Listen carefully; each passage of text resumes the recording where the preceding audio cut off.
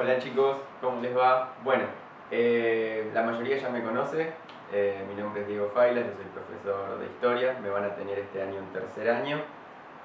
Muchos de ustedes ya me tienen, por desgracia para ustedes, desde la primaria, los que vienen a Loris desde la primaria, y los que vienen desde la secundaria ya me conocen porque me tuvieron en primer y segundo año. En este tercer año también me van a tener, así que bueno, vamos a presentar un poquito algunas cuestiones generales de la materia y nada, la idea es comenzar a trabajar ya no solo a través del envío de archivos y de documentales que yo les puedo mandar para que después ustedes hagan actividades, sino también a través de estas clases virtuales, ¿sí? De estos videitos que yo les voy a ir mandando, que van a ser como clases normales que tenemos en el aula, con la diferencia de que no los puedo retar si se portan mal o si se ponen a charlar o están paveando.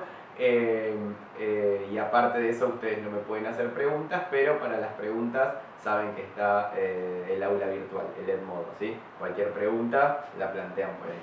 O miran de vuelta el video o leen el material adicional que va siempre anexo a los videos que vamos a ir teniendo. Bueno, nosotros la clase pasada, que fue la primera clase que yo les di por aula virtual, lo que vimos principalmente fueron como muchos aspectos, ¿sí?, generales que iban sucediendo en el mundo, principalmente en Europa y en América, tuvieron como resultado posterior, o fueron causas, podemos decir, de una consecuencia que a nosotros nos importa mucho y que es quizá el eje de trabajo de este año, que son las guerras de la independencia y el surgimiento de los nuevos estados americanos. Particularmente dentro de esos estados americanos, la Argentina, ¿sí? Porque en el siglo XIX, o sea, en todo el 1800, es el periodo que se va a formar inicialmente en nuestro país. Bueno, acá tenemos un planiferio, ¿sí? Para hacer un breve repaso de geografía. Ustedes normalmente conocimientos sobre geografía tienen bastante porque ya están en tercer año de secundaria y el conocimiento de su planeta, ¿sí?, en este caso representado en un planiferio, lo tienen bastante claro. Pero vamos a hacer un breve repaso como para ya todos situarnos en el mapa. Bien, nuestro continente, América, ¿sí? Después tenemos Europa, África, Asia y Oceanía, ¿sí? Esos son los 5 continentes centrales. Y tenemos 5 océanos que son los más importantes, 3 sobre todo.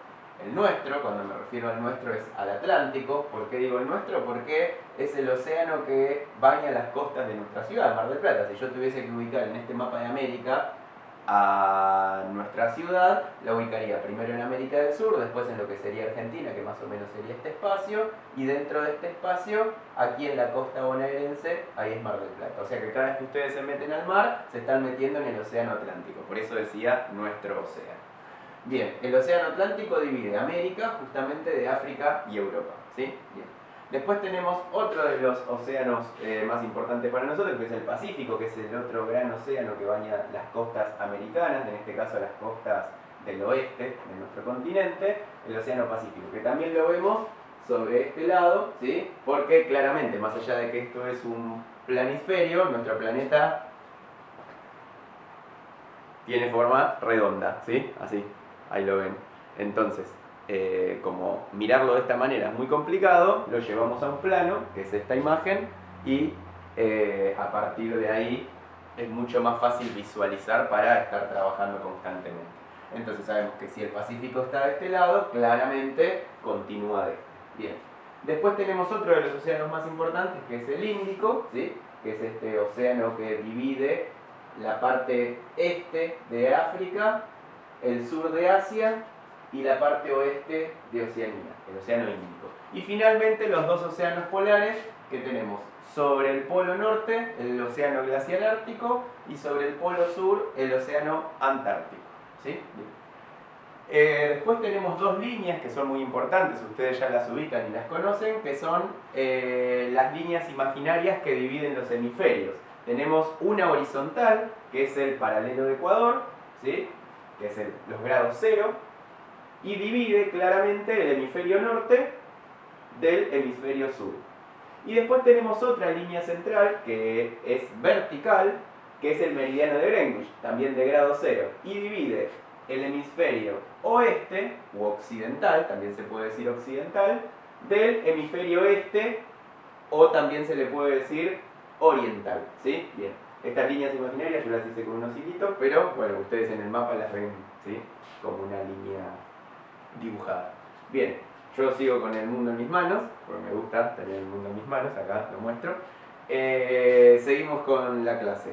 Lo primero que quiero hacer es recordarles que para trabajar en historia es necesario constantemente no solo saber el cuándo, sino también el dónde, ¿sí? Cuando me refiero a cuándo, ¿sí? Estoy hablando justamente de cuándo sucedió ese hecho histórico, porque estamos viendo generalmente procesos que sucedieron en el pasado.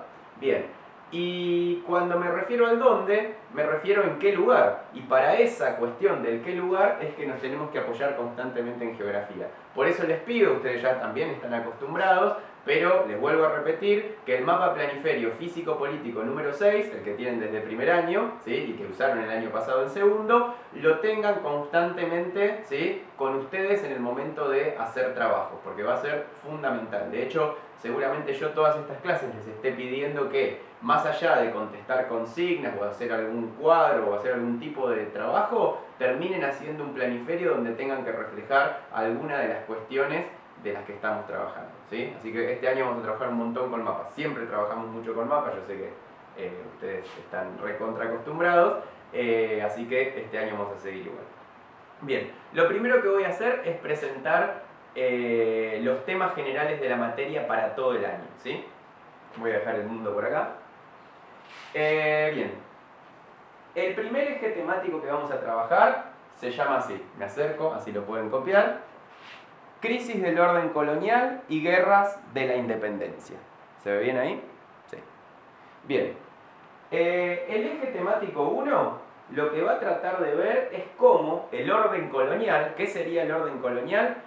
El sistema que se había generado entre Europa y América, en donde casi todo el territorio americano estaba en manos de algunos reinos europeos. ¿Cuáles eran esos reinos europeos? Ustedes ya lo saben: Francia, España, Inglaterra, Portugal y, en menor medida, Holanda.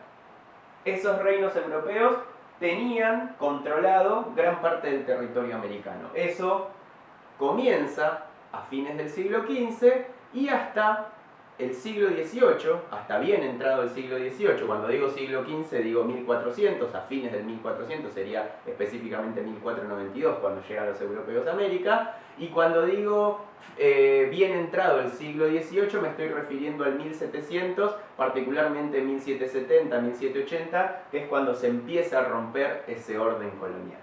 Bien, orden colonial entonces le decimos a este sistema por el cual Europa controlaba gran parte de América. Europa controló gran parte de América prácticamente por lo menos 300 años, ¿sí? Por lo menos de manera directa.